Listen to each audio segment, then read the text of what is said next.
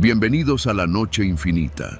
Antes de comenzar, cuéntanos en los comentarios desde dónde nos escuchas y qué temáticas te gustaría que exploremos en el futuro. Leemos cada mensaje con atención y siempre tomamos en cuenta sus sugerencias para los próximos relatos. Sin nada más que decir, comencemos. Llegué al centro de reclusión juvenil El Sol, un martes cualquiera, a mediados de septiembre. No hacía calor ni frío, pero el aire olía a humedad, metal y cloro barato. Me sentía nervioso, pero trataba de no demostrarlo. Cualquier cosa que pareciera miedo podía volverse en tu contra en un lugar así. Tenía 17 años y apenas una semana atrás pensaba que todo esto no era para mí. Estaba equivocado. Me pasaron a una sala donde te revisan todo: ropa, zapatos, incluso la boca. Luego me cortaron el cabello casi al ras y me dieron un uniforme verde con mi nombre mal escrito con marcador negro. En ese momento dejé de ser persona. Me asignaron el módulo 6. Nadie me explicó por qué ese y no otro. Solo me dijeron que allí quedaban los de mediana peligrosidad. Fue la primera vez que escuché ese término. El custodio que me escoltó era un tipo robusto, con cara de fastidio y manos como mazos. Iba con prisa, como si no quisiera quedarse mucho tiempo en los pasillos.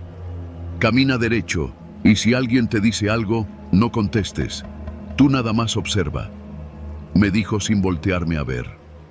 El pasillo hacia los módulos parecía un túnel interminable. Las paredes eran de concreto viejo, sucio, con manchas que nadie se había molestado en limpiar. Las puertas de cada módulo estaban hechas de rejas gruesas con candados oxidados y detrás de ellas miradas. Docenas de ojos, unos curiosos, otros vacíos, algunos simplemente calculadores. Cuando llegamos al módulo 6, el custodio abrió la reja y me empujó con el brazo.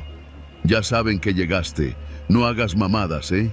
Aquí el que se hace el vivo se muere pronto. Y se fue sin más. El módulo tenía 3 niveles. Un patio central con una canasta sin tablero, 2 bancas de concreto y una malla metálica arriba que apenas dejaba pasar el sol. Todo olía a sudor viejo y a orina seca. Los demás internos se me quedaban viendo como si acabara de llegar desnudo. Un güey de unos 18 o 19 se me acercó con sonrisa torcida. ¿Cómo te llamas, morro?, preguntó. Daniel, respondí. Nel, aquí los nombres no sirven. Ahorita te van a poner uno nuevo. Me llevó a una esquina donde había un grupo de internos jugando dominó sobre una tabla de madera. Uno de ellos, que parecía el más grande, levantó la vista y me estudió como si estuviera eligiendo un celular. Ese está muy güerito para estar aquí, ¿no? ¿De dónde te lo sacaron?, se burló otro. Tráelo en la noche. Ahorita está muy temprano, dijo el más grande, sin quitarme la vista de encima. No entendía a qué se referían, no del todo, pero ya algo dentro de mí empezaba a querer salirse del cuerpo. Me asignaron la celda número 4, junto con un tipo callado que se la pasaba leyendo una Biblia rota. No me habló más que para decirme que no roncara. Esa noche, mientras me acostaba en la litera inferior, escuché desde la otra esquina del módulo una voz. Ya llegó la novia nueva. No fue gritado, fue dicho, con un tono suave, pero lo suficientemente fuerte como para que todos lo escucharan. Después, risas. No supe qué hacer. Fingí estar dormido. Al segundo día ya todos me llamaban la novia. Era como una broma privada entre ellos.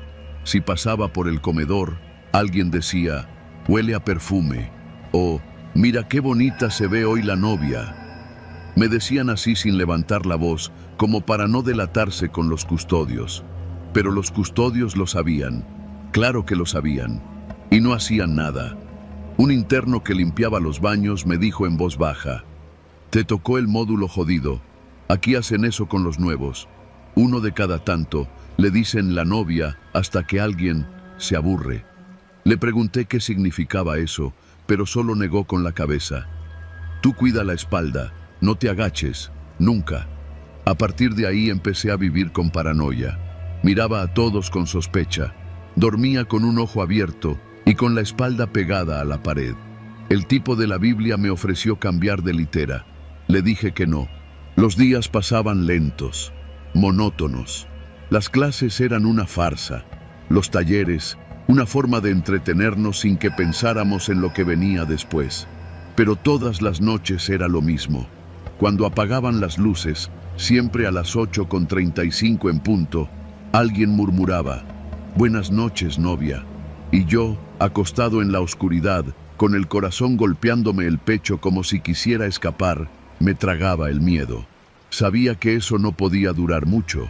Un miércoles, durante la comida, uno de los internos más pesados del módulo, un tipo con cicatrices en los nudillos y tatuajes en el cuello, se me sentó enfrente.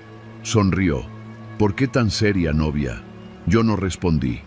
«¿Sabes que todos han sido la novia alguna vez? ¿O pensaste que eras especial?». Me quedé viéndolo sin parpadear. No porque fuera valiente, sino porque si bajaba la mirada perdía. Me lo había dicho el interno del aseo: «Nunca muestres miedo». Él se rió, se levantó. Me dejó solo con mi charola de comida que ya ni siquiera sabía a nada. Esa noche no dijeron «la novia» después de apagar las luces. Lo dijeron antes. «Es la última noche de la novia», dijo la voz. Después, silencio. Todo el módulo parecía contener la respiración. A las 2 de la mañana me despertó un crujido. Al principio pensé que era parte de un sueño, pero luego lo escuché de nuevo. Era la reja de mi celda, abriéndose. «Párate», dijo una voz. Encendieron una lámpara de mano. Me cegó por un segundo. «Ya sabes que sigue, novia». Eran 3. No reconocí bien sus caras. Tal vez por la luz, tal vez por el terror. Uno de ellos tenía una toalla enrollada como si fuera una cuerda. El otro sostenía algo metálico. El tercero no tenía nada en las manos, solo sonreía. Quise gritar, pero uno de ellos me tapó la boca con una camiseta. «Hazla fácil», dijo. Entonces escuché otro sonido. No era mi imaginación, era real. Pasos corriendo por el pasillo, un silbato. Los 3 tipos salieron corriendo sin mirar atrás. Entró un custodio, con la lámpara. Era el único joven del grupo.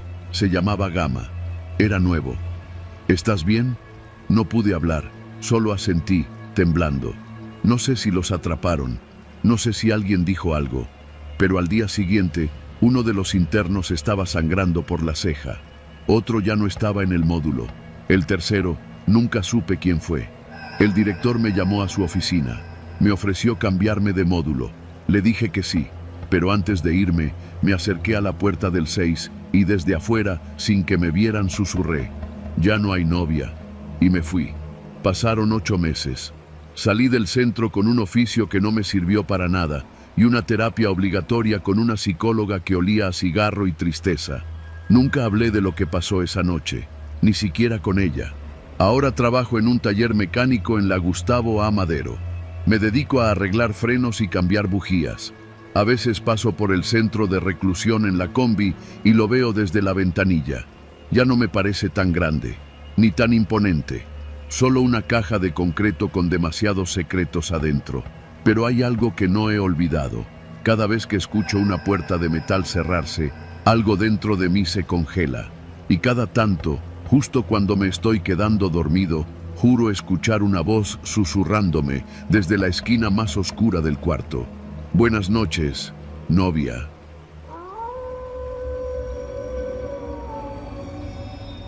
Dicen que lo peor de estar en la cárcel no es el encierro, sino el olvido. Y yo no me llamo mártir, ni santo, ni mucho menos víctima. Hice lo que hice y me tocó pagar. Pero nadie merece vivir lo que vivimos aquella noche en el módulo de mediana seguridad de Topo Chico. Era jueves. Ya sabíamos que los jueves se cocinaba la tensión. Siempre pasaba algo. Un pleito en el comedor, una bronca entre los del sur y los del norte, o de plano, un levantón interno, esos donde sacaban a alguien de su celda para darle su merecido en el baño sin cámaras. Llevaba 3 años encerrado por robo con violencia. No soy asesino, ni violador. Entré por hambre, por pendejo y por confiarme de un compa que me vendió por 2,000 pesos. Aprendí rápido que aquí adentro todo se paga, hasta respirar. Y sobrevivir sin deberle favores a nadie es lo más parecido a caminar en un campo minado. Eran como las 8:30 de la noche cuando empezó a oler raro. No me refiero a la peste normal, esa mezcla de humanidad, cloro barato y comida podrida. Era otro olor, como a metal caliente, como a algo a punto de estallar. Los guardias pasaban con los rostros más serios de lo normal. Uno de ellos, un chaparrito con cara de niño asustado, apenas nos veía a los ojos. Los otros, en cambio, caminaban erguidos, como si algo se estuviera preparando. Los que ya llevaban tiempo, los viejos de guerra, empezaron a guardar cosas. Uno metió una navaja envuelta en papel higiénico dentro del inodoro. Otro se amarró el cinturón de tela como si fuera una resortera. Nadie decía nada, pero todos entendíamos. Se viene un motín. Yo dormía en la celda E24, junto a un tipo apodado El Pájaro. Era flaco, callado, con cara de enfermo crónico. Había matado a su padrastro con un trinche de carnitas. Nunca hablaba, pero esa noche me susurró algo. Van a abrirlas, pero no para calmarnos. Lo miré, pero no pregunté cómo lo sabía. Aquí nadie hace preguntas, solo asentí. A las 9 en punto, se apagaron las luces del módulo. No era raro. A veces los de vigilancia se echaban un cigarro y dejaban a los internos a oscuras un rato. Pero esta vez no hubo ningún "ya vamos, putos", ni la voz del comandante gritándonos que apagáramos los radios o que nos metiéramos en las camas. Solo hubo silencio. Y entonces, las puertas se abrieron. No todas al mismo tiempo. Primero fueron las del ala norte. Se escuchó ese clac metálico que hace el cerrojo al soltar la tranca. Luego las del centro. Luego las nuestras. Yo me quedé quieto. El pájaro tampoco se movió, pero escuchábamos los pasos, los gritos bajos, la respiración contenida de decenas de hombres saliendo de sus jaulas. Nos van a dejar que nos matemos, dijo el pájaro. Nos quieren limpiar el módulo. Entendí de inmediato. Ya había pasado antes, pero en cárceles del sur. Cuando los guardias ya no querían encargarse de los pleitos internos, simplemente abrían las puertas, cerraban las cámaras y dejaban que la cárcel se autodepurara. Ahí no importaba si eras inocente o culpable, violador o ladrón, perro viejo o novato. Si alguien te debía algo, si habías mirado mal a alguien, si le habías ganado una baraja a uno que no supo perder, te iban a ir a buscar. Y eso fue lo que pasó. A los pocos minutos empezamos a oír los gritos. Primero uno, luego otro. Después el rechinido de un catre arrastrado, el golpe sordo de algo pesado cayendo. Alguien chilló como puerco y después ya no se oyó nada. En el pasillo, las sombras pasaban rápido, algunas con tubos, otras con cuchillos hechizos. Vi a un tipo pasar con un pedazo de espejo roto amarrado con cinta. Otro iba desnudo, con la cara llena de sangre. Nadie corría. Todos sabían a quién iban a buscar. No prendí la luz. No hablé. No me moví. Entonces, escuché el primer paso frente a mi celda. Se detuvo. Sentí como alguien respiraba del otro lado. ¿Quién está ahí?, preguntó una voz rasposa. ¿Es la del pájaro? Yo no contesté. La puerta se abrió por completo. ¿Qué pedo, loco? Aquí está el que chismeó del Rafa, dijo otro, esta vez más joven. El pájaro se puso de pie, despacio, caminó hasta la puerta como si fuera a abrazar la muerte. No dijo nada, no lloró, solo salió. Lo mataron 2 minutos después, en el pasillo. Lo escuché, no quise mirar. Yo me quedé en la celda. Cerré la puerta desde adentro, aunque ya no servía. Puse el colchón contra la entrada y me acurruqué detrás del retrete. La celda tenía olor a orines y miedo. Las siguientes 2 horas fueron una sinfonía del infierno. Gritos, golpes, el eco de los barrotes chocando. Un tipo gritaba el nombre de su madre una y otra vez hasta que se ahogó con su propia saliva. Otro reía como loco mientras pateaba algo que sonaba como carne cruda. No hubo disparos. No hubo sirenas, no hubo guardias, nadie entró, nadie detuvo nada. Hasta que, Cerca de las 2 de la mañana, se escuchó un altavoz. La voz del comandante retumbó como si nunca se hubiera ido. El módulo está asegurado. Todos los sobrevivientes a sus celdas. El que esté fuera será considerado agresor. Y así, como si nada hubiera pasado, comenzaron a cerrarse las puertas. Una a una. Clac, clac, clac. Yo salí de detrás del retrete temblando. El colchón seguía ahí, sucio, manchado. La puerta de mi celda no había cerrado, pero me quedé quieto, esperando a que lo hiciera. Cuando lo hizo, sentí una mezcla de alivio y de derrota. Al día siguiente, nos sacaron en filas. Algunos iban heridos, otros vendados. Algunos, como yo, sin un solo rasguño, pero con la mirada ida, hueca. En total, murieron 20 internos. Lo supe porque el director lo dijo en una entrevista con voz de resignación, como quien habla de una fuga de agua o de un problema de logística. Peleas internas, asuntos entre internos. No se usó la fuerza pública para evitar mayores daños. Nunca dijeron que ellos abrieron las puertas. Nunca dijeron que nos dejaron a la suerte de nuestras deudas. Desde entonces me dicen, el muerto que camina. No por cobarde, no por sobreviviente, sino porque, de todos los que estaban en mi pasillo, fui el único que no salió, y el único que volvió a dormir en esa celda.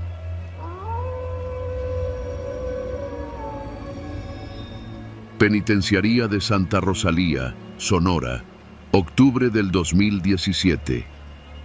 Me llamo Ignacio Suárez y estuve 5 años en prisión por algo que no cometí. No lo digo como una defensa barata, ni porque quiera redimirme ante nadie. Lo que pasó allá adentro me cambió, y no precisamente para bien. De todo lo que viví, hay una historia que sigue retumbando en mi cabeza cada vez que cierro los ojos. Y no se trata de golpes, ni de pandillas, ni de castigos. Lo que me dejó marcado fue el silencio forzado de los que ya no están, y las palabras que tuve que escribir fingiendo que aún vivían. Mi tercer año lo pasé en el módulo número 4, conocido como El Seco, porque ahí mandaban a los que necesitaban desaparecer sin ruido. Era un sitio viejo, húmedo y con goteras oxidadas. Las celdas parecían ataúdes verticales.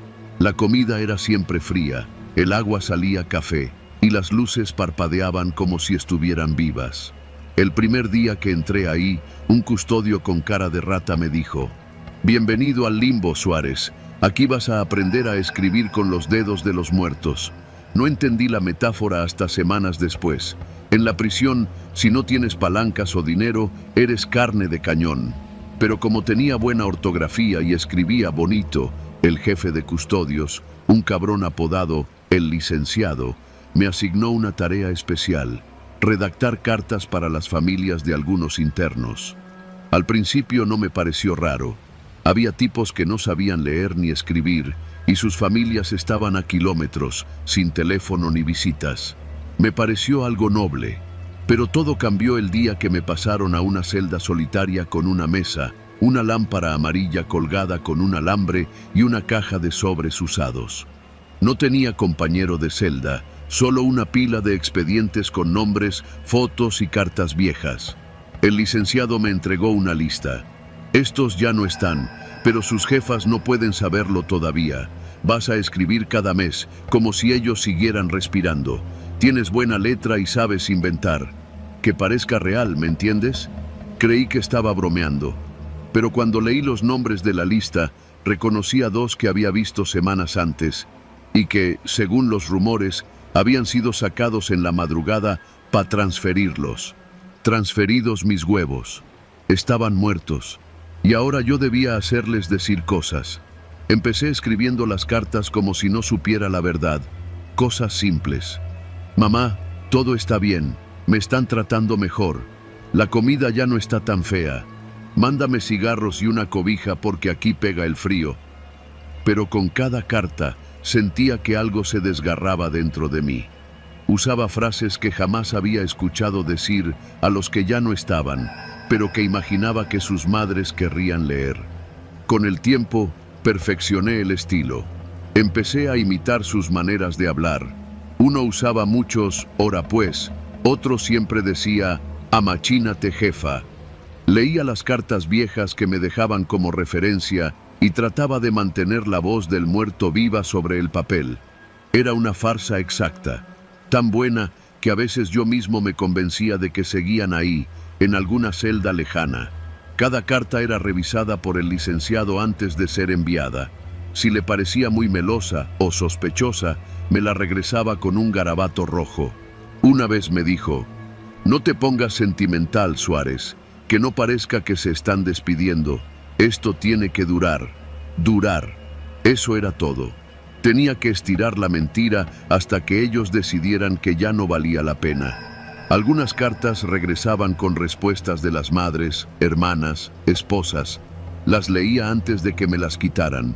Una decía: «Hijo, soñé contigo y estabas muy flaco, cuídate mucho». Otra: «Me siento orgullosa de ti, aunque estés ahí adentro». Yo no era ningún santo, pero cada vez que leía esas respuestas sentía que estaba escupiendo en la cara de alguien, y aún así seguía escribiendo. Una madrugada, un custodio al que le decían «el chino» me despertó con un codazo. Eran como las 3 y afuera todo olía a humedad y mierda. «Órale, Suárez». Otro se fue. Nuevo expediente. «Te toca levantarle el alma». La frase me pareció grotesca. Levantarle el alma. Como si yo fuera un ventrílocuo de cadáveres. El nuevo nombre era Jesús Villegas. Lo conocía poco. Era callado, de Veracruz, siempre con un rosario en el cuello. Lo mataron en las regaderas, según supe después. Decían que fue un ajuste interno. Nunca supe por qué. En la carpeta había una sola carta de su madre, escrita con letra de primaria. «Mijo, no te preocupes por el dinero. Vende la moto si puedes. Te extraño mucho. Aquí andamos con salud, que es lo importante. Te queremos». Le respondí usando palabras suyas que había oído una vez que platicó conmigo en el comedor. «Mamá, ya vendí la moto. Con eso me compré zapatos y algo de comida. Dígale al gordo que no ande de vago en la calle, que aquí no es vida. Denle un beso a la abuela de mi parte. Los quiero a todos». Cuando la terminé, me puse a llorar. No porque fuera un hombre sentimental. Lloré de coraje, de saber que yo era parte de algo que no debía existir. El verdadero terror comenzó cuando la rutina se volvió automática. Ya no necesitaba pensar, solo escribía. Letras, vidas falsas, historias que nadie iba a cuestionar. A veces, el olor del papel me causaba náuseas, como si cada carta trajera la peste de un cuerpo que se estaba pudriendo en una fosa sin nombre. Un día, la madre de uno de los muertos vino a visitarlo. Pidió hablar con él porque había recibido una carta donde decía que estaba enfermo. Quería llevarle medicina, pero su nombre ya no estaba en la base de datos. El licenciado me ordenó redactar una nota. «Me cambiaron de módulo, jefa. No me han dejado salir ni hablar por teléfono, pero estoy bien, no se preocupe, no venga, le escribo pronto». La señora se fue llorando. Yo la vi desde la celda de escribiente, entre las rejas de una ventanilla oxidada. Y esa noche no pude dormir. A veces escuchaba cosas, ruidos, no de fantasmas, sino de algo peor, la culpa. El silencio en ese módulo no era natural. Era como si todos los que habían pasado por ahí, muertos o vivos, dejaran un residuo invisible. Un tipo de energía que se te pegaba a la piel, como polvo tóxico. Llegué a soñar con los nombres que escribía. Soñaba que me pedían dejar de hacerlo. «Déjame ir», decían, «ya no me inventes». Una vez me desperté con las manos temblando. Tenía tinta en los dedos, pero no recordaba haber escrito nada. En el escritorio, sin embargo, había una hoja con una frase escrita una y otra vez. «No soy yo, no soy yo, no soy yo». El último que me tocó fue un joven que apenas llevaba 6 meses encerrado. Lo apuñalaron por robar cigarros de otra celda. Tenía una novia que le escribía cartas todos los jueves. Siempre firmaba con un dibujo de un girasol y un «te espero afuera, mi amor». Cuando me dieron su expediente, el licenciado me dijo: «Hazlo romántico, que suene feliz. La chava es de esas que se meten a protestar si se entera». Escribí lo que pude. Usé metáforas estúpidas sobre el sol entrando por la ventana y el olor de su perfume imaginado. Cuando terminé, La carta me pareció tan falsa que me dieron ganas de vomitar, pero igual la entregué. Días después, la muchacha se presentó en la entrada con un cartel y una pancarta. Decía que llevaba semanas sin noticias, que sospechaba algo. No la dejaron pasar. La sacaron con amenazas. Al mes siguiente, su carta traía solo 3 palabras: ya no creo. Cuando finalmente me dieron mi libertad, ya no era el mismo. Afuera, nadie me preguntó sobre lo que hice dentro. Nadie quería saber. Y yo tampoco quería contar. Pero a veces, cuando me siento solo, escribo cartas a mi madre. Ella murió hace años, pero me gusta imaginar que aún puede leerlas. Le cuento que estoy bien, que tengo trabajo, que el sol entra por la ventana, que no se preocupe, que pronto le escribiré otra vez, y en el fondo sé que esa mentira también tiene algo de verdad.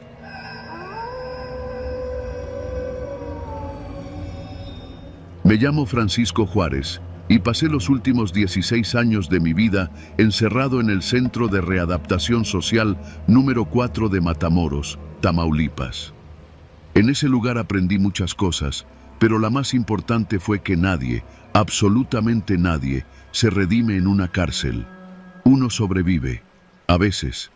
Entré por homicidio, no por gusto, ni por maldad, sino por desesperación. No te voy a contar que fui un santo, pero sí te puedo jurar que cuando le enterré el desarmador en el pecho a ese cabrón fue porque ya no tenía de otra. Él me estaba matando primero. Claro, eso nunca importó. En los papeles solo quedó que lo maté. Lo demás no sirvió ni como relleno en el informe. En el penal aprendí que los vivos no siempre mandan, que hay silencios más densos que los gritos y que las paredes no olvidan. Pero sobre todo, aprendí a temerle a un lugar en particular. La celda de aislamiento número 7, un cuartucho de 3x3 al fondo del pasillo de castigos, donde no entra el sol y las cámaras de vigilancia no graban nada útil desde hace años. Allí es donde terminan los que ya no sirven para nada, los que gritan demasiado, los que se enfrentan a los custodios, o, como fue mi caso, los que ya no tienen a nadie afuera que los espere. Fue el Día de Muertos de hace 3 años cuando decidí colgarme.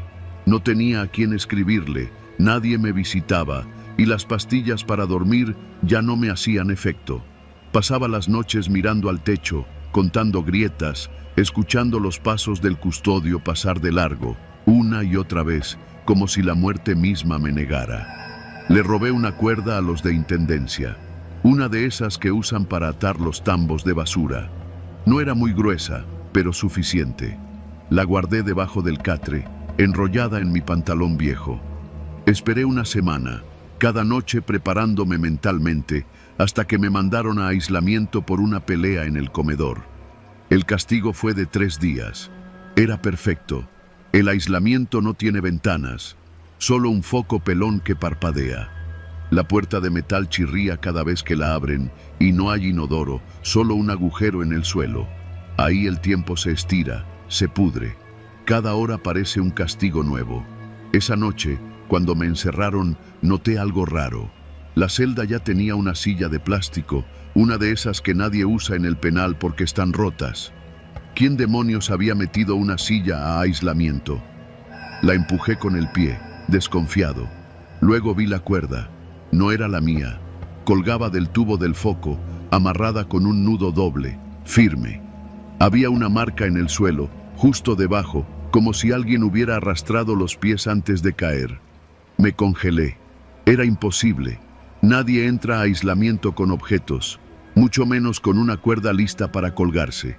Pensé que era una broma, un castigo psicológico. A veces los custodios hacen eso, juegan con tu cabeza para ver cuánto aguantas. Pero esto era distinto. No había risas al otro lado de la puerta, ni pasos, ni gritos en el pasillo, solo un silencio espeso que parecía llenarlo todo. Me senté en la esquina, sin tocar nada. Pensé que me estaba volviendo loco. Al día siguiente, al despertar, la cuerda seguía ahí, exactamente igual, la silla en su lugar, el nudo, tenso. Parecía que alguien la había preparado justo para mí, pero yo no la había tocado. No sé por qué lo hice, pero esa mañana, Me levanté, moví la silla y revisé el nudo. Estaba bien hecho, como si alguien que de verdad supiera anudar hubiera dejado todo listo. Me imaginé al último cabrón que la usó. ¿Lo habrán sacado colgado o no le dio tiempo? Revisé el techo, el tubo, la resistencia del foco. Todo soportaría el peso de un hombre. Todo estaba listo, menos yo. La segunda noche fue peor. El foco parpadeaba como si estuviera a punto de fundirse. Me senté en el catre, con la espalda contra la pared, viendo la cuerda colgando frente a mí como un maldito péndulo. Y entonces la vi moverse. Al principio pensé que era el aire, pero no había corriente, ni una rendija. La cuerda se movía sola, lento, como si alguien invisible jugara con ella. Un vaivén mínimo, pero constante. Como si el fantasma de alguien más aún estuviera colgado, balanceándose suavemente sobre mi celda. Me puse de pie, no sé si por impulso o por miedo. La cuerda se detuvo.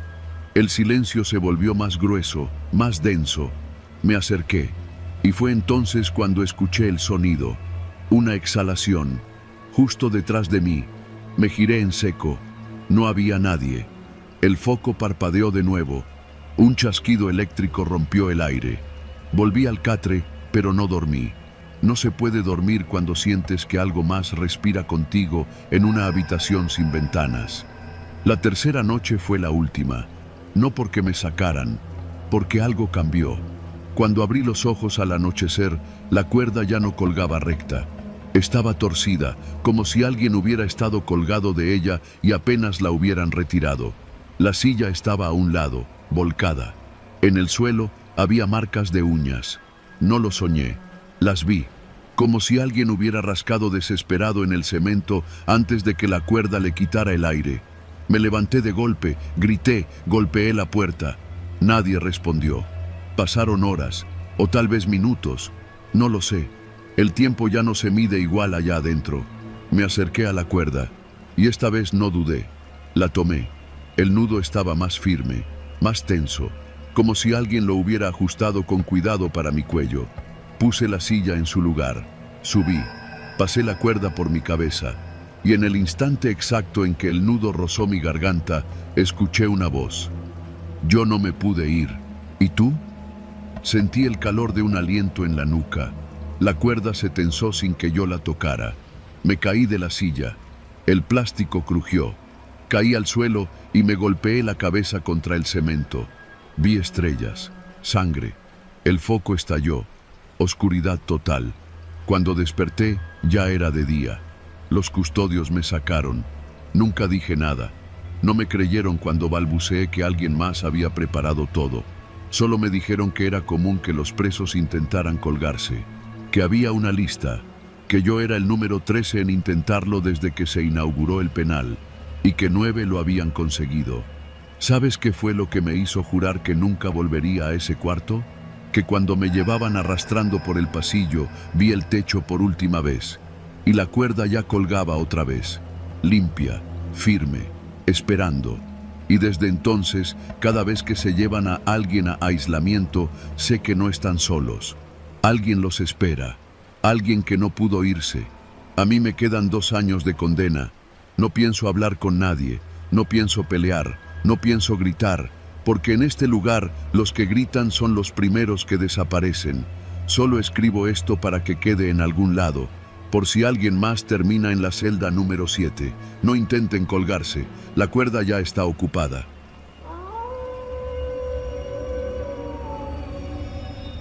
Nunca imaginé que aquel taller de tatuajes al que entré por curiosidad acabaría siendo el lugar donde casi pierdo la cara y la vida.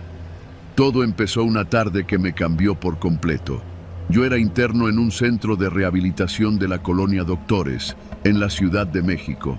Tenía apenas 20 años y llevaba 3 meses encerrado por órdenes de mi madre, después de que me detuvieran con unas bolsitas de cristal y me amenazaran con levantarme cargos por narcomenudeo. Si no hubiera aceptado el internamiento, me habrían refundido en Santa Marta, así que escogí lo menos peor, una clínica de recuperación voluntaria, que en realidad era una prisión sin barrotes, manejada por otros internos y coordinadores que habían sido peores que yo. Ahí adentro no te curas. Te aprendes a tragar el miedo, a hacer silencio, a no mirar a nadie a los ojos. Yo ya había tenido broncas con varios internos, sobre todo con uno que todos conocían como el Panda, un tipo gordo y lleno de tatuajes, que controlaba a los demás a punta de miedo y golpes.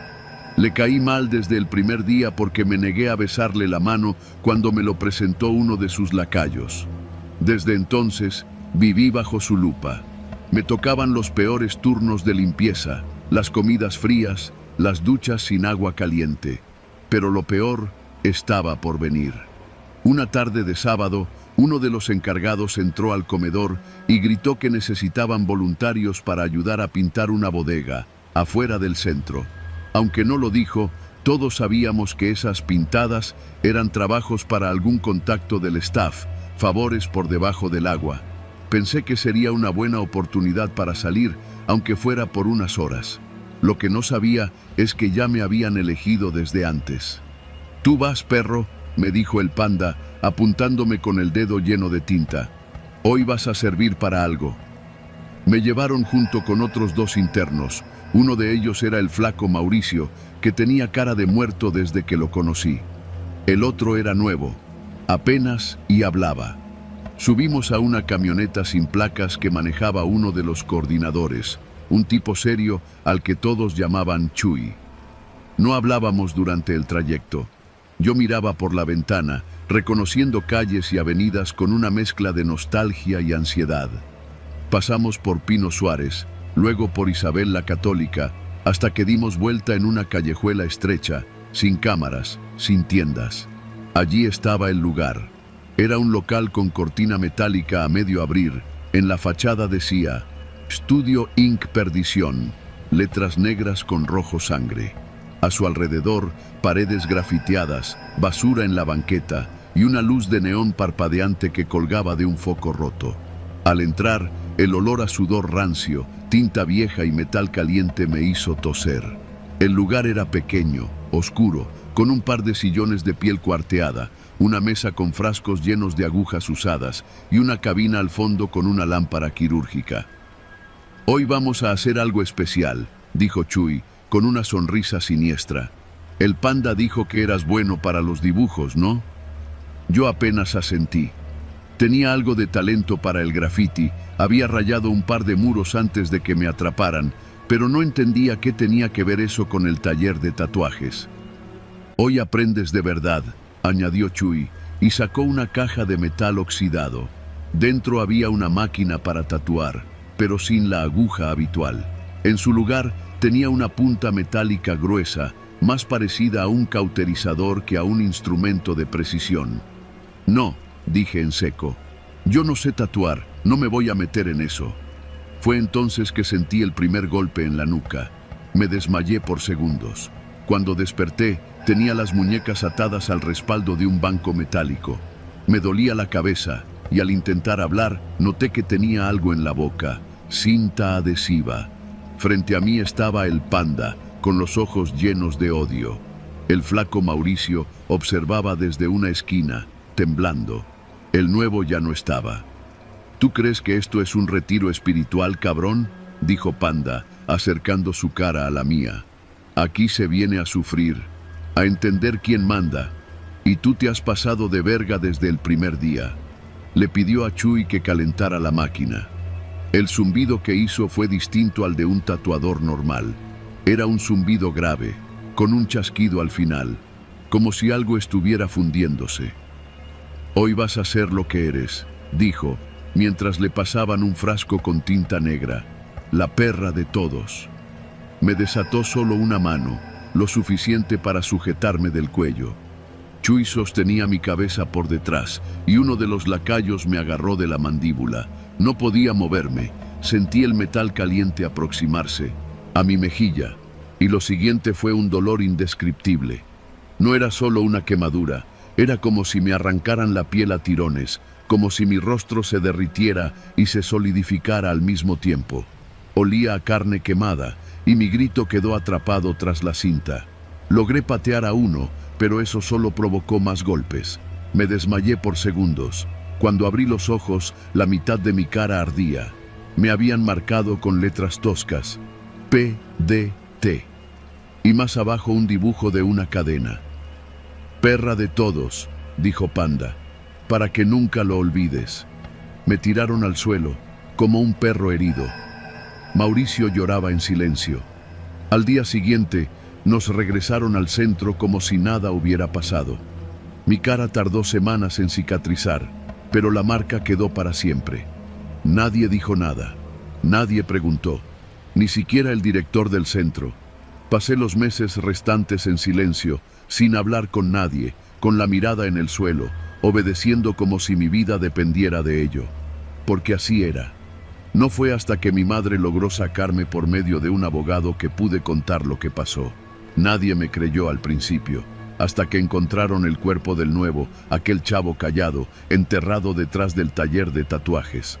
Lo habían marcado igual que a mí, pero él no sobrevivió a la infección. Hoy vivo con una parte de la cara destruida, una cicatriz deformada que a veces me sangra cuando hace calor. La cubro con una bufanda, aunque todo el mundo sabe lo que significa. No volví a saber nada de El Panda ni de Chuy. El taller cerró de un día para otro, como si nunca hubiera existido. Pero cada que paso por esa zona, cada que veo un tatuaje con letras negras mal hechas, siento el mismo ardor, como si la herida aún estuviera viva, y en cierto modo, lo está.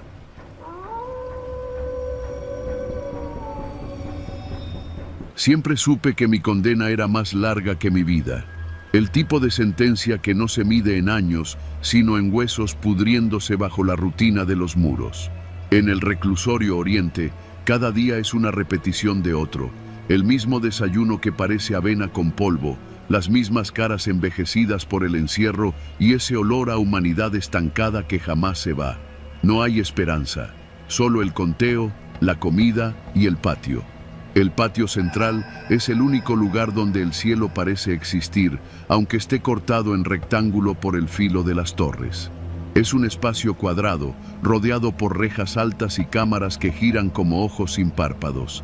Salir al patio es casi un privilegio, un premio. Para muchos es el único alivio a la rutina, pero yo no lo veía así. Para mí, el patio siempre fue otra celda, solo que sin techo. Ese día me tocó salir. Era un jueves, cerca del mediodía. El sol estaba picante, el tipo de calor que levanta vapor del cemento.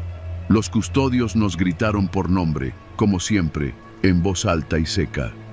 Zamora, González, Ávila y Ortega. Yo soy Ortega. Salí. Caminé en fila con los otros, con las manos a los costados, como si las cadenas aún estuvieran. A la entrada del patio, un custodio me empujó con su tonfa como si hiciera falta.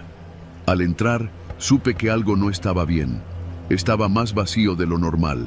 Solo había unos cuantos internos dando vueltas al perímetro, como animales enjaulados. Y lo más raro, el altavoz. Nadie lo miraba, pero todos lo escuchábamos. Un chasquido, como cuando alguien conecta un micrófono. Después, la voz metálica. Interno número 46, Ortega, prepárese para paseo. Mi cuerpo se congeló. Lo sentí antes de entenderlo. Los internos dejaron de caminar, todos, como si el tiempo se hubiera doblado. Voltearon a verme, algunos con lástima, otros con resignación. Nadie dice nada. Nadie nunca dice nada cuando se menciona un paseo. Ese término, paseo, no está en el reglamento. No existe en los papeles. Pero dentro, todos sabemos lo que significa. El último que escuché fue un tipo de cocina. Había robado comida.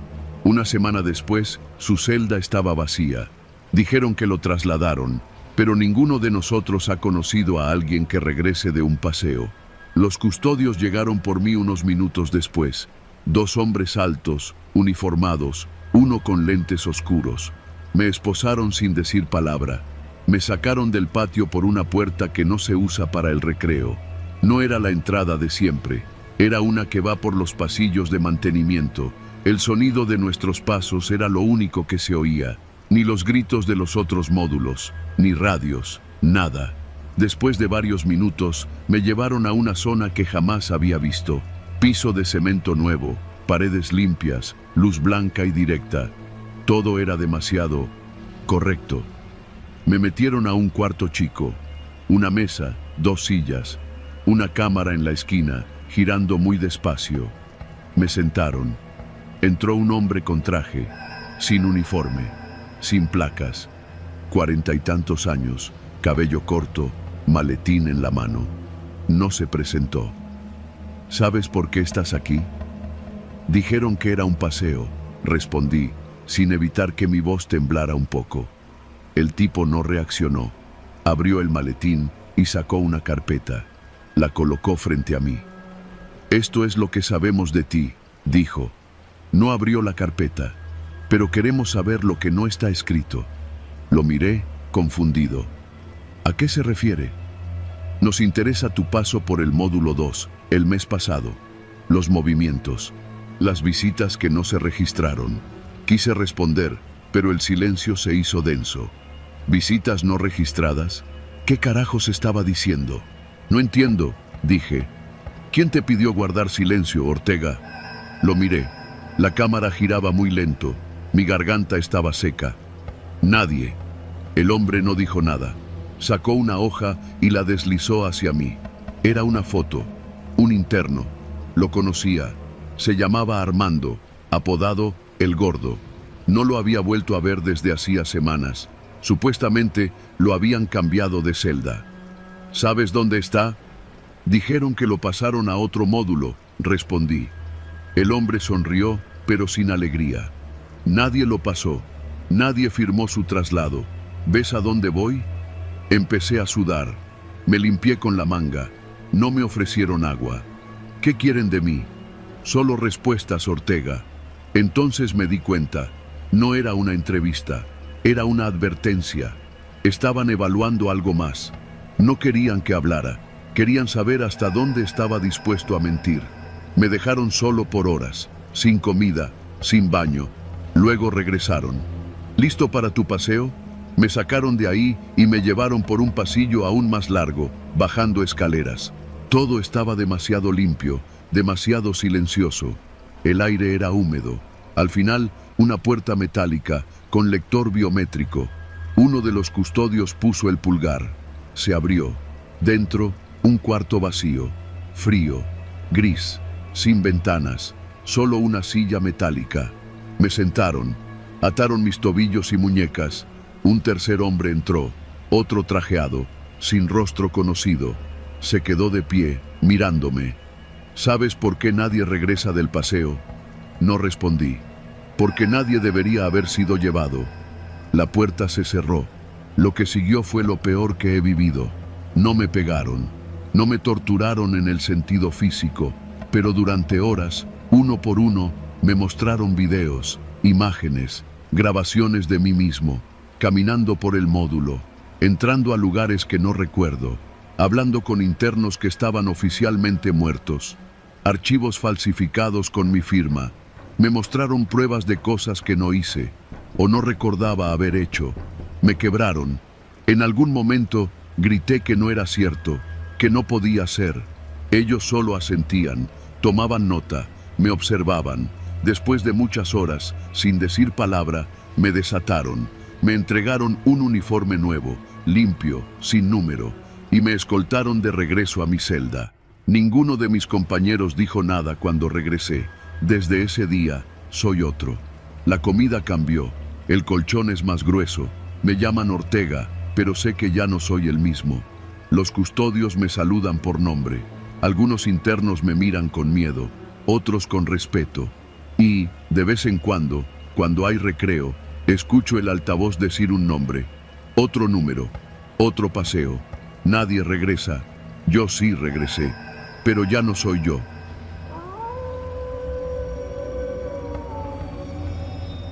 Me llamo Vicente, y aunque suene raro decirlo, fui el barbero oficial del penal de San Eduardo durante más de 6 años.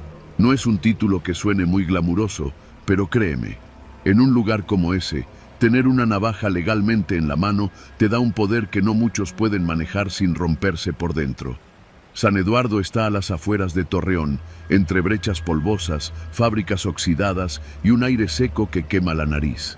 El penal parecía un cascarón viejo, pero por dentro era un infierno bien estructurado. Módulos por nivel de peligrosidad, pabellones para internos con enfermedades mentales y un pequeño cuarto al fondo, donde me instalaron a mí. La barbería.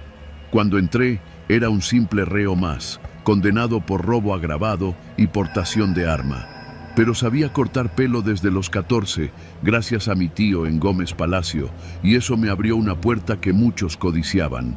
No por el oficio en sí, sino porque me dejaba moverme entre todos los módulos sin tantas restricciones. Me veían como un neutro. Al principio me pedían solo recortes para las visitas, pero un año después comenzaron las limpiezas. Rasurados forzados, decían los custodios. Les pasaban lista, los llevaban al módulo médico y, uno por uno, me los sentaban en la silla, esposados, con el cuello expuesto y la mirada encendida de rabia contenida. A veces eran castigos, otras veces prevención sanitaria. Tú sabías que no podías preguntar, solo cortar. Pero fue en el segundo año cuando sucedió lo que lo cambió todo. Uno de los internos más temidos, conocido como el Chilango, jefe del módulo C, se negó a ser rapado. Lo arrastraron entre 3 custodios y yo vi desde la silla cómo lo empujaban contra el espejo. Tenía la cara ensangrentada y no dejaba de gritar insultos. Me temblaban las manos, pero tenía que rasurarlo. La primera pasada fue limpia, la segunda, no tanto. La hoja se desvió con el movimiento brusco de su cabeza y le corté la oreja. No toda, pero una buena parte del lóbulo cayó al suelo como una uva podrida. Hubo silencio. El custodio que estaba más cerca me empujó. Otro me gritó que no me moviera. El Chilango, que todavía sangraba, soltó una carcajada seca y dijo: «Este güey sí corta con huevos. Pensé que me iban a castigar. Pero no». Me sacaron del cuarto sin decir palabra, me llevaron de vuelta a mi celda y por la noche vino el alcaide. Un tipo moreno, de bigote angosto y ojos claros como agua estancada. Se llamaba Don Marcial. «Dicen que no fue un accidente», me dijo, mientras se sentaba en mi litera como si fuera suya. ¿Fue o no fue? Me quedé callado. No importa. Lo que importa es que el Chilango quedó marcado. Y ahora otros quieren lo mismo.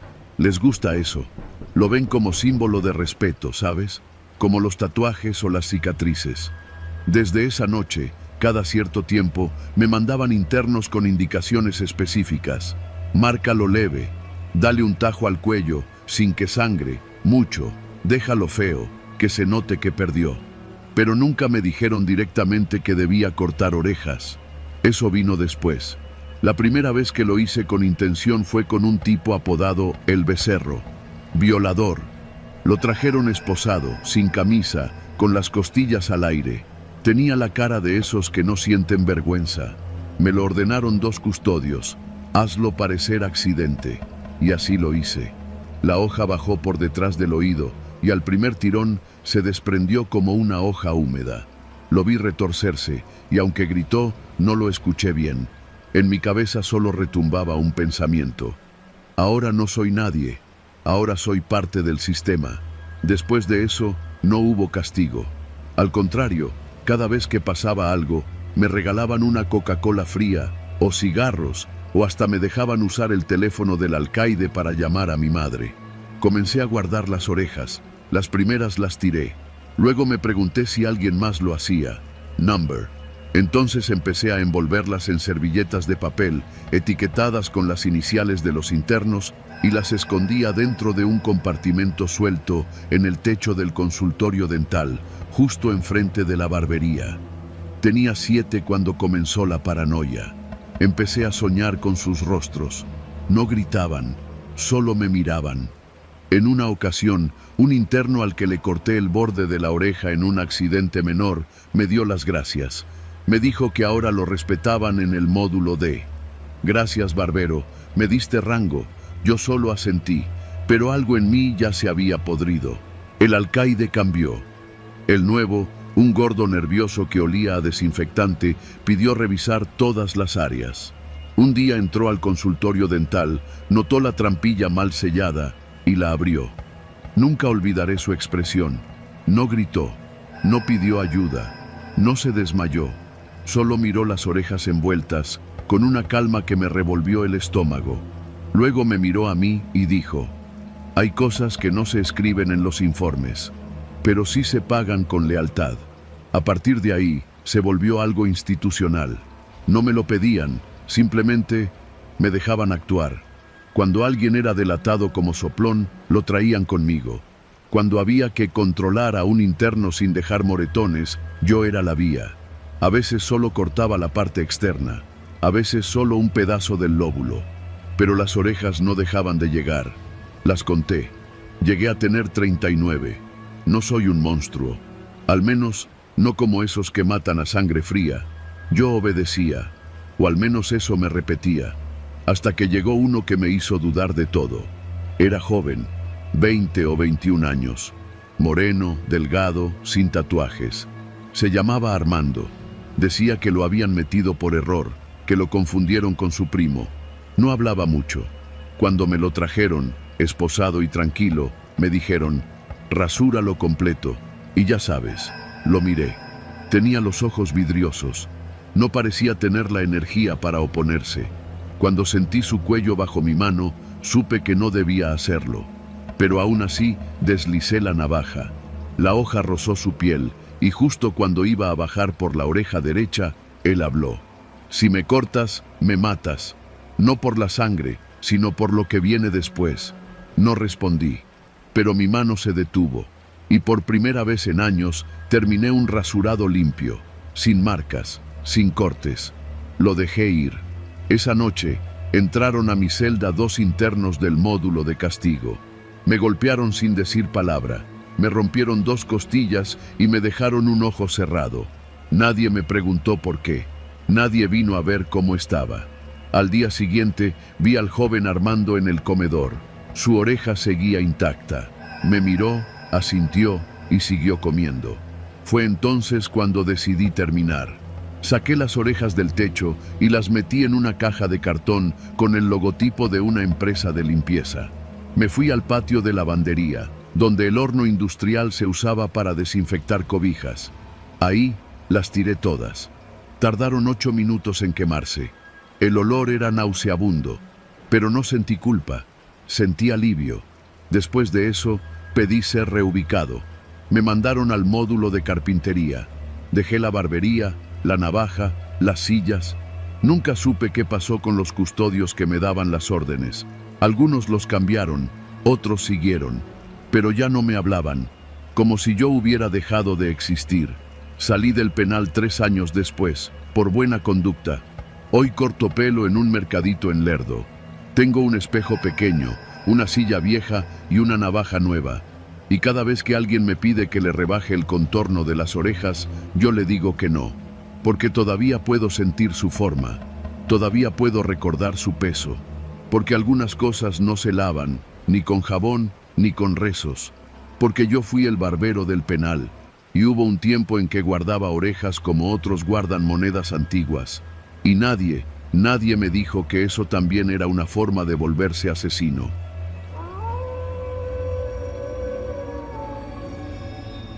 Nunca aprendí a leer ni a escribir. No me da vergüenza decirlo, es la verdad. En la casa donde crecí, allá en la Sierra de Puebla, la escuela era un lujo que pocos podíamos darnos.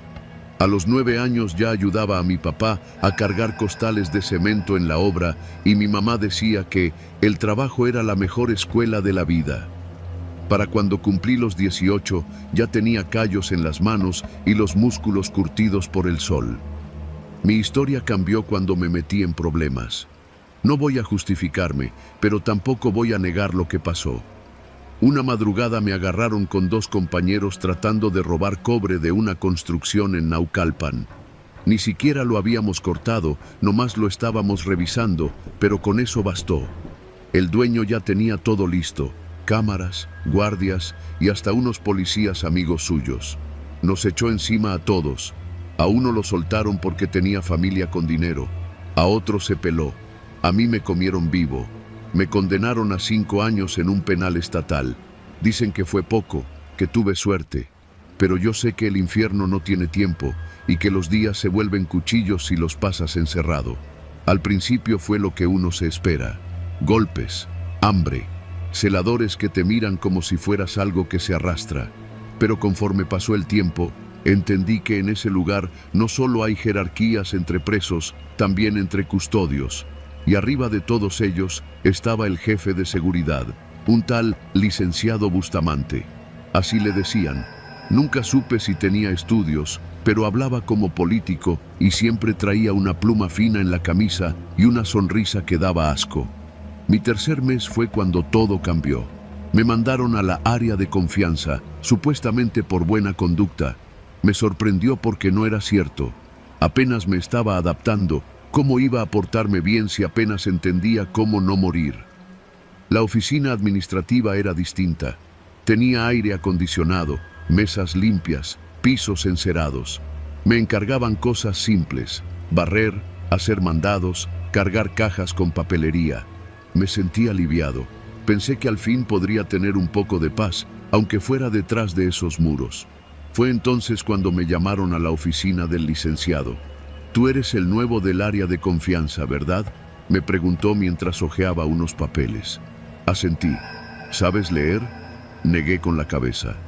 «No te preocupes, aquí vamos a cuidar de ti. Lo único que quiero es que me firmes este papel. Es un formato de rutina para que puedas trabajar oficialmente en esta área. Te da beneficios, mejores comidas, más horas al aire libre, visitas más frecuentes». Extendió el papel y un bolígrafo.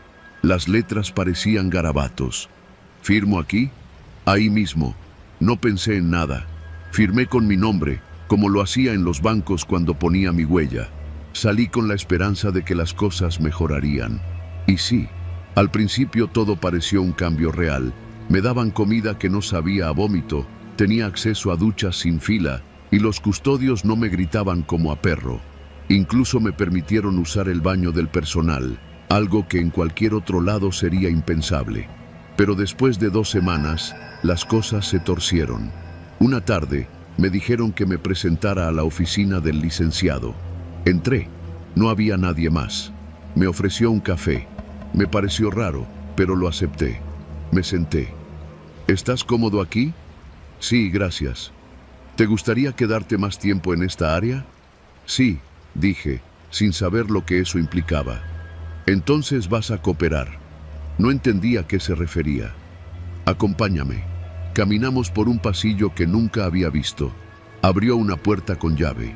Adentro había una especie de sala con sofá, televisor, cortinas pesadas, olor a loción fuerte y cigarro barato. Cerró la puerta con seguro. «Te vas a quitar la ropa». «¿Perdón? Ya sabes lo que firmaste. ¿O no sabes?». Me paralicé. «¿Qué firmé?». Él sonrió. «Firmaste un documento de consentimiento voluntario para servicios personales. Es legal. Estás aquí por voluntad propia, ¿no?». Yo no sabía qué decir. No entendía esas palabras. Solo sentía el cuerpo helado. «Mira, no te pongas nervioso. Esto puede ser muy fácil. No tienes que sufrir si haces lo que se te pide». No me quité la ropa. Él lo hizo por mí. Me agarró del cuello como quien acomoda una camisa, me empujó hacia el sofá y me usó. Fue la primera vez, pero no la última. Después de eso, me sentí muerto. No supe cómo regresar al dormitorio. No me limpié. No hablé con nadie por 2 días. Volví a su oficina 3 veces por semana. A veces él estaba solo, a veces con otros. Nadie usaba nombres. Yo no tenía voz, solo cumplía. Si me negaba, me recordaban el papel. Me recordaban mi privilegio. Me advertían que podían regresarme al módulo general, con los mismos que ya me habían roto la nariz por robarles una tortilla. Cada vez que iba, algo se apagaba dentro de mí. Me di cuenta de que no era el único. Había otros como yo. A veces los veía salir de esa sala con la mirada vacía. Unos eran jóvenes, otros viejos. Nadie decía nada. En ese lugar, el silencio es parte de la estructura. Uno no denuncia, uno sobrevive. Pasaron casi 2 años. Cada vez que mi madre venía a verme, intentaba sonreír. Le decía que trabajaba en la administración, que todo estaba bien. Ella me traía galletas, fotos de mis sobrinas, camisas limpias. Yo las dejaba en mi celda y lloraba como niño cuando se iba. Un día llegó un nuevo interno. Se llamaba Emiliano. Tenía 19 años y la sonrisa rota. Nos hicimos amigos. Él sí sabía leer. Me enseñaba letras con paciencia. Compartíamos pan. Hablábamos bajito para que nadie sospechara. Un mes después, lo vi salir de la oficina del licenciado, caminando como yo caminé la primera vez. ¿Te hizo firmar? Sí, respondió sin mirarme. No hablamos más esa noche. Al día siguiente, Emiliano se colgó en el baño de visitas. Lo encontraron con la cara morada, los ojos abiertos. El alambre era de los que usan en las luminarias. Yo estallé. No lloré, no grité, no recé. Caminé hasta la oficina del licenciado y le dije que ya no lo iba a hacer más. Él se levantó despacio, cerró su libreta. Me miró como si fuera un perro que se le estaba revelando. Te puedo desaparecer en menos de 5 minutos. ¿Tú crees que alguien va a preguntar por ti? No respondí. Salí de la oficina, me fui al dormitorio, me acosté. Y esa noche, mientras todos dormían, me metí un tornillo en la pierna. No lo suficiente para matarme, pero sí para ir a enfermería. Sabía que con una herida así me sacarían del área de confianza. Funcionó. Pasé 2 semanas en recuperación. Cuando salí, me mandaron al módulo más bajo, sin beneficios, sin duchas, sin visitas extra. Pero nadie más me volvió a tocar. A los 5 años salí libre por buen comportamiento. Nadie supo nunca lo que pasó detrás de ese escritorio. El licenciado sigue ahí. Lo sé porque un amigo mío fue internado el año pasado y me lo confirmó. Yo ahora vivo en Toluca, trabajo como albañil. Empecé a aprender a leer de verdad. Ya sé escribir mi nombre completo. Tengo miedo de hablar, pero más miedo tengo de que nadie hable nunca. Por eso te cuento esto. Porque hay cosas que matan más que los barrotes. Cosas que se firman sin saber, pero que te roban para siempre.